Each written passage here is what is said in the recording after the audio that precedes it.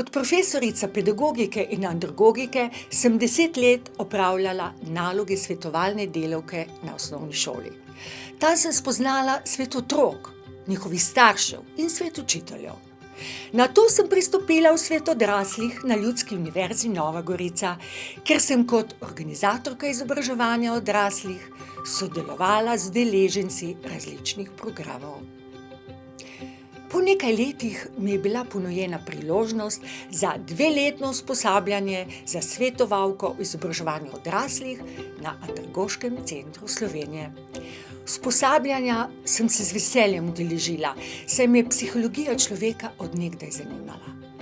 Vedno sem se veselila možnosti, da lahko nekomu pomagam na njegovi izobraževalni in življenjski poti. Kot svetovalka v izobraževanju odraslih lahko to počnem vsem srcem. Spoznavam travme, stiske in potrebo po pogovoru, razumevanju in podpori.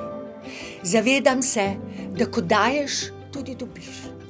Neizmerno lepo je, ko zasijo oči osebe, ki ji pomagaš, ko začutiš zadovoljstvo, hvaležnost, veselje. Moja prijateljica pravi, ko govoriš o svojih svetovancih, kar žariš.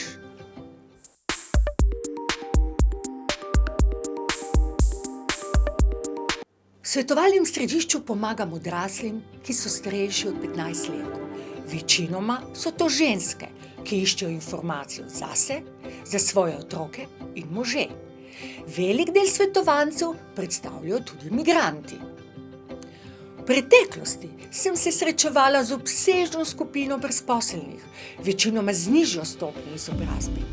Ti ljudje so se soočali z osebnimi stiskami in depresijo kot posledico izgube službe, družinskih in osebnih težav. Moji svetovanci niso zgolj učeči se posamezniki, temveč ljudje s svojo preteklostjo, izkušnjami, dobrimi in slabimi, vrednotami, prepričanji in težavami.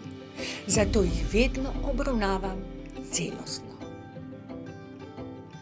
Kot svetovalka sem predvsem nekdo, ki zna poslušati, se izogiba obsodbam in ponudi podporo. Ustvarjam varno zatočišče, kjer se posamezniki počutijo razumljeni. Svetovance informiramo o vseh možnostih izobraževanja, tako formalnih kot neformalnih. Skupaj premagujeva ovire na poti k cilju, zaključku programa, šole ali tečaja. Nudimo podporo, ga spodbujam s pohvalami in motiviram k trudu, da bi svoj cilj dosegel čim prej. Po potrebi pojasnim, kaj mu bo prinesel doseženi cilj. Uporabljam metode vizualizacije, pozitivnega mišljenja in aktivni pristop, s katerim se izogibamo vlogi žrtve. Vsem vedno svetujemo o pomembnosti športa in jih spodbujam k aktivnemu življenjskemu slogu, ki je ključnega pomena za dobro psihofizično počutje in vzdržljivost.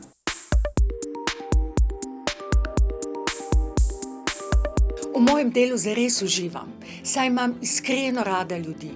Vedno me prevzame, ko opazim spremembo v svetovancih. Ko končajo šolo, se vpišejo v tečaj ali spoznajo, kaj je zanje koristno in kaj ne. Izjemno me navduši, ko nebogljeni posamezniki postanejo samozavestni ljudje, ki imajo jasne cilje in so zato ponosni. Vesela sem, ko mi nekdo reče po tolikih letih, vi ste krivi, da sem končala šolo. Takšna krivda mi je prav všeč. Prav posebej sem ponosna, ko opazim, da ljudje zrejo na življenje pozitivno, se zavedajo moči svojih misli in čustev. Ko vidijo, da so svojo usodo vzeli v svoje roke in ne iščejo krivcev drugje. Ko spoznajo, da padci v življenju niso sramotni, temveč so izkušnje, ki jih vsi doživljamo. Vstati in se dvigniti je modrost, ki se jo moramo vsi naučiti. Moji svetovanci so vedno tudi moji učitelji. Od njih sem se skozi leta naučila ogromno o samem življenju.